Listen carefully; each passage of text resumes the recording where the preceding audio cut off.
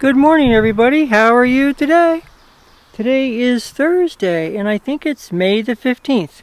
And I've been working on the potato patch, trying to get it ready to be planted, and it's been quite a job. I have two problems. The first problem I ran into is this mud down here.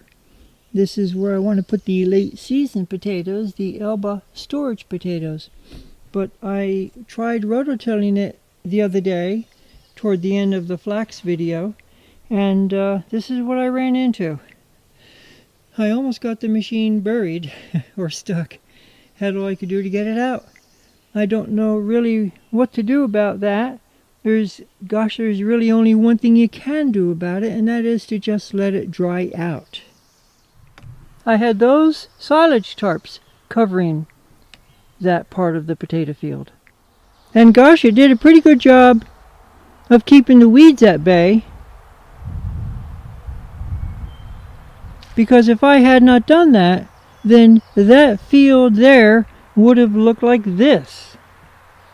You see this one narrow band of weeds.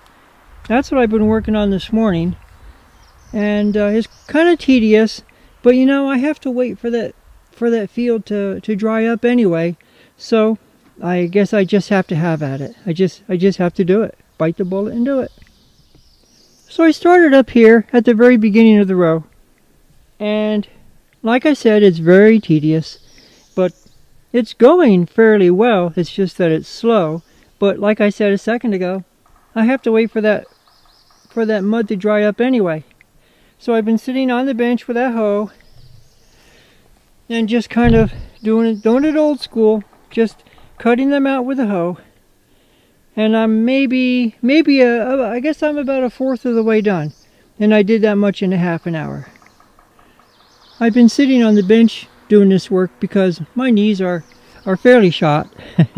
So I have to just try to preserve them the best I can. So I try to find jobs that I can accomplish while sitting. I did get this row weed free finally. I've been doing this at night, coming down maybe for an hour at night after supper, and so that looks a lot better. It's between the garlic and the peas, so that looks a lot better. So I know that y'all don't want to watch me weed.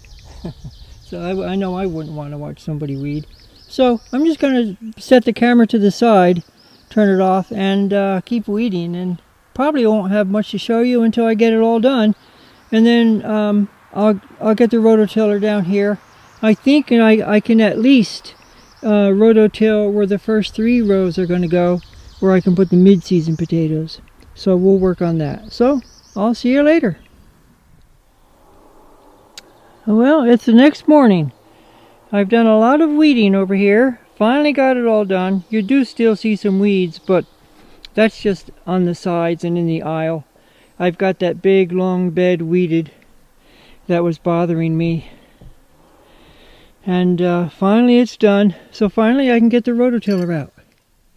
This is the carrot bed. Just a quick note, I do see a few carrots coming up. I didn't look down the entire length of the bed. I just looked right here in the beginning. And they're just so very small. I'm not even going to attempt to show them to you on the camera. So this is the bed that I weeded.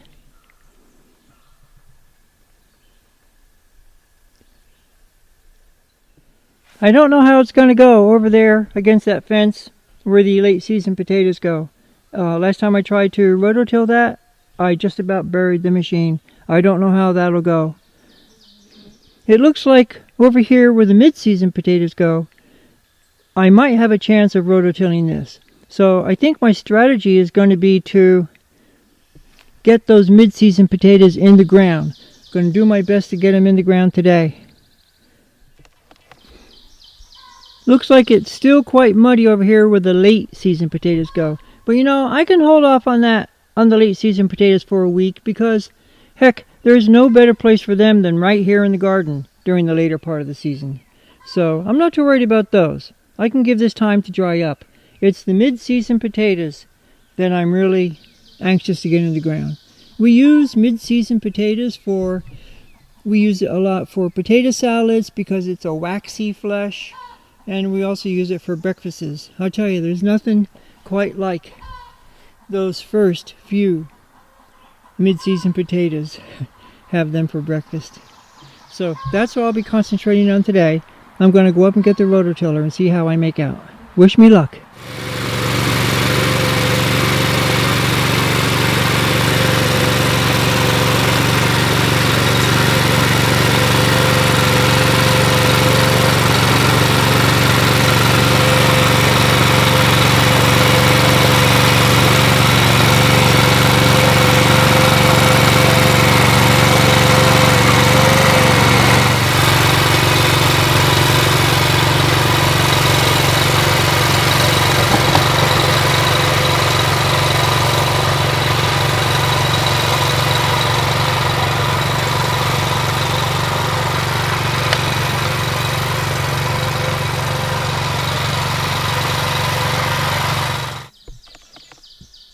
Well, that didn't work out very well. The first part here that I recently weeded yesterday and today, this worked out okay. This is nice and dry. But over here, I only got as far as that really darker row right there. That is so wet. I buried the machine and I was in mud above my ankles, above my shoes. I didn't even try down here. I'm not even going to try down here. It looks just as wet as over there. It was an illusion. I really thought I'd be able to rototill that. But it's going to have to dry out. But guess what? We've got 2 or 3 days of rain coming next. So I think my plan is going to be to try to plow up this area here. I rototilled it. It's semi-dry. Actually, right here next to that bank of weeds is relatively dry. It's okay. I'll be able to plow a furrow in there. And then I might be able to get a second one over here. But I won't be able to get a third one. I'm pretty sure I won't be able to. So I'm going to take about a 10-minute break, catch my breath, get a drink of water, and then I'll get the plow attachment for the BCS and see if I can't get a furrow in there for the potatoes.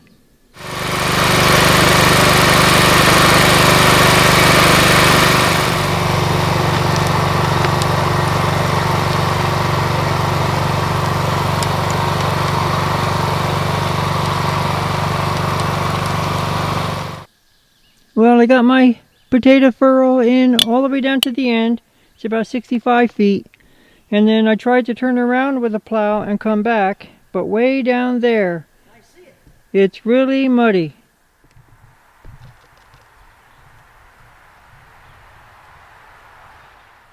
So I think the thing to do now is to get some compost in that ditch and go up to the house and get about 15 pounds of seed potato.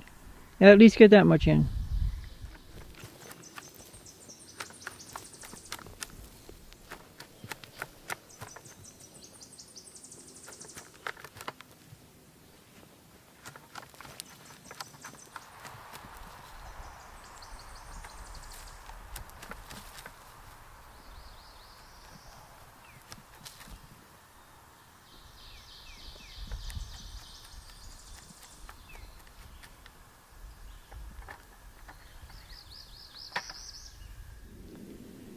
This is our mid-season potato variety. It's called Blue Gold. We also call it Peter Wilcox because that's the fellow's name who bred it a long time ago.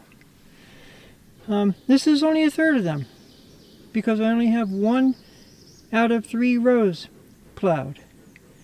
So that's the best I can do for today. I have to wait for the rest of the garden to dry up.